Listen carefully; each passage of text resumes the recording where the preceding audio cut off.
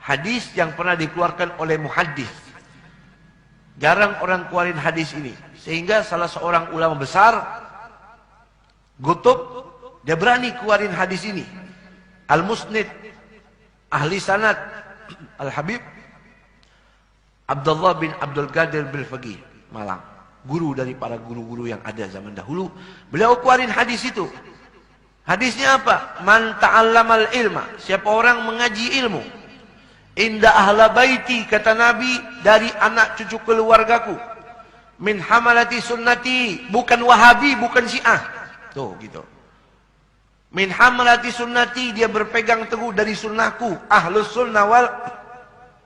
Kenapa nak sebut kalimat wahabi dan syiah? Karena orang wahabi bilang dirinya ahlus sunnah wal jamaah. Kata Nabi, siapa orang mengaji ilmu dari anak cucu keluargaku yang ahlus sunnah wal jamaah, bukan wahabi, bukan syiah. Kaum wahabi disebut ahlun najat sama Nabi. Kaum syiah disebut sama Nabi. Kaum rawafid, pembenci keluarga Rasul. Kaum nawasib, pembenci sahabat Rasul. Kaum khawarij. Siapa orang menuntut ilmu, mengaji ilmu dari anak cucu keluargaku min hamil sunnati min syuggatin baidatin. Yang ngaji, mau yang dekat atau dia datang dari tempat jauh sekalipun kepada orang-orang tersebut dari anak cucuku menuntut ilmu. Amatahu min syuggatin baidatin. Amatahullah ala husnul khatimah. Allah cabut nyawanya dalam keadaan husnul khatimah. Wa awsa'allahu rizqah. Allah luasin rizkinya. Man ta'alama al-ilma indah al-baiti min hamal sunnati min hugatin ba'idatin atalallahu umrah. Allah panjangin umurnya. Wa awsa'allahu rizqah. Allah luasin rizkinya. Wa amatahu ala husnul khatimah. Allah jamin meninggalnya husnul khatimah. Mudah-mudahan kita semua panjang umur, luas rizki, barokah, ya, meninggal husnul khatimah. Saudara, kalau kita berbicara tentang ini, mestinya bukan saya. Mestinya bukan saya. Para asyraf, para sayyid tidak boleh. Bukan haram. Takut ada anggapan macam-macam. Yang bahas ini antum. Para asatid, para kiai, orang-orang ngerti. Hanya orang-orang yang dapat hidayah dari Allah berani dia kupas ini. Seorang watani, seorang ajami, seorang ustadz, seorang kiai, kalau dia tutupi bab-bab seperti ini, itu orang yang paling dimurka sama Allah. Kalau seorang kiai, seorang ustadz, seorang watani, seorang ajami, dia umpet-umpeti bab tentang ahlul baitnya Rasul, orang paling dibenci itu orang dari baginda Rasulullah SAW. Tapi ketika sampai pada babnya, pagi ini, ya mau nggak mau dah kita kupas. Kalau nggak babnya, nggak mau kita buka-buka bab seperti ini. Kenapa, Beb? Karena cinta itu hidayah. Ada orang goblok, nggak bisa ngaji. Dia cinta kepada keluarganya Rasul, nyawa dia korbanin. Ada yang begitu.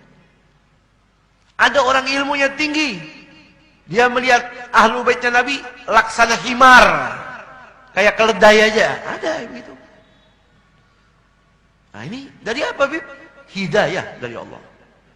Hidayah tidak bisa didesain, tidak bisa disenario. Hidayah turun langsung dari Allah. Makanya beruntung kalau saudara punya rasa tersebut. Saudara harus jaga itu rasa. Belum tentu itu rasa dikasih oleh Allah ke hambanya yang banyak. Belum tentu. Kita lihat jangan zaman sekarang. Nabi habis meninggal, cucu-cucunya dibunuh-bunuhin, ada. Kata Jabir bin Abdullah Al-Ansari, ketika cucunya Nabi Sayyidina Husain dipenggal kepalanya, lalu dibawa oleh Syammar bin Dzil Jausyar ke raja yang bernama Yazid bin Muawiyah, ditaruh, digelindingin tuh kepalanya Sayyidina Husain di dalam kerajaan tersebut. Lalu diangkat kepalanya, ditusuk dengan tombak. Maka Jabir bin Abdullah menangis. Wahai anda mau jual berapa itu kepala? Saya bayar.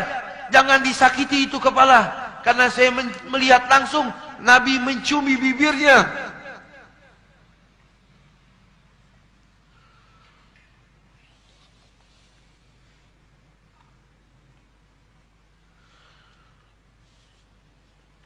Jadi itulah keadaan. Ada orang cinta, ada orang benci kepada keluarga Rasul. Sayyidina Umar Ibn Khattab ketika menjadi khalifah, seorang presiden, beliau bagikan tuh dari ghanimah, ada kantor khusus namanya Diwan Al-Ata untuk pemberian. Kata warga, wahai Amirul Mukminin, ente susah, ente bukan orang kaya. Kalau ente bagi-bagiin orang, ibda binafsik, ente dulu dong, ambil buat ente dulu, baru kasih orang. La, da'u Umar haitsu wada'ahu Allah. Ente jangan sebut-sebut Umar. Umar mah biarin ada di mana. Cari keluarganya Rasulullah. Kita mulai pembagian setelah keluarga Rasul selesai, baru yang lain. Mana? Kumpulin. Tuh, saking cintanya Sayyidina Umar kepada keluarganya baginda Nabi kita Muhammad sallallahu alaihi wa ala alihi wa wasallam. Oleh karena itu, saudara hadirin, ya, merugi orang yang membenci keluarga Rasulullah. Dia tidak bisa menggembirakan hati keluarga Rasul. Tidak dipaksa. Tetapi jangan meletakkan kedengkian, kebencian kepada keluarga Rasulullah. Apa kata Nabi dalam suatu hadis? Disebutkan, Istausu bi ahli baiti khaira. Saya wasiati kepada kalian berbuat baik kepada keluargaku. Fa inni ukhasimukum gadan. Kalau kalian musuh mereka, siap-siap. Ente bermusuh sama ana nanti di hari kiamat. Ya Allah. Waman khasamtuhu aksumuhu. Waman aksumuhu dakhalana. Jangan hati-hati kalian. Musuhan sama saya nanti di hari kiamat, tempat kalian di neraka. Lalu kata Nabi, azbatukum ala sirat asyaddukum hubban li ashabi wa ahli baiti. Orang yang kakinya nanti di Siratal Mustaqim tidak akan bergeming. Mantep dia bisa berjalan di Siratal Mustaqim. Yang paling mantep di hari itu, orang yang di dunia paling cinta kepada sahabatku dan keluargaku, kata Rasulullah. Ya, mudah-mudahan kita dapat berkah dari keluarganya Rasul, dari sahabat-sahabatnya baginda Rasul. Ada satu hadis, antum boleh catat. Kalau antum cari, belum tentu ketemu. Dalam kitab Masyra'ur Rawi. Kata Nabi dalam hadisnya, hubbi, cinta kepadaku. Wa hubbu ahla baiti, dan cinta kepada anak cucu keluargaku. Nafi'un, akan berguna, akan mendatangkan manfaat.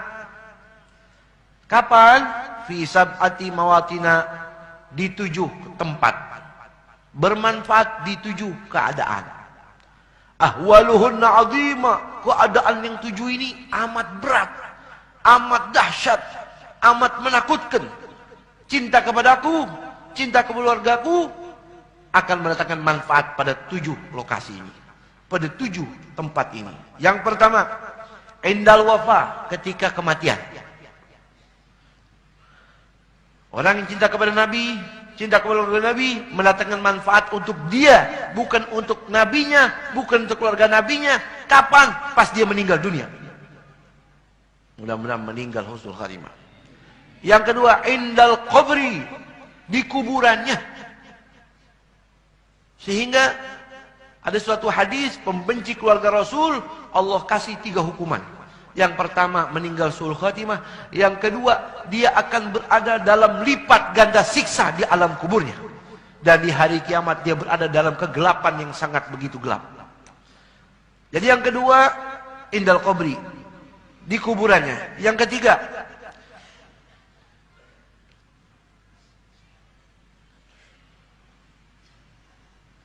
indan nashr,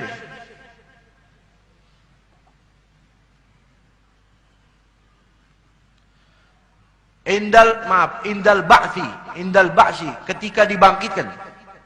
Yang pertama indal wafa, yang kedua indal qabri, yang ketiga indal ba'si, yang keempat indal kitabi, waktu diserahin kitabnya nih.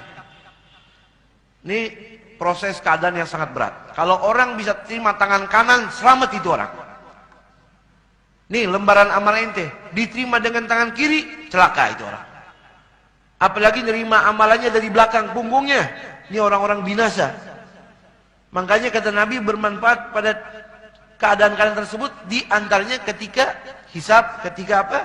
Kitab, indal kitab, waktu diserahkan kitab amalnya. Yang kelima, indal hisab, waktu hisab, amal-amalnya lagi dihisab. Yang keenam, indal mizan, waktu ditimbang. Ini negeri khusus nih, sidang semua isinya, tempat persidangan semuanya.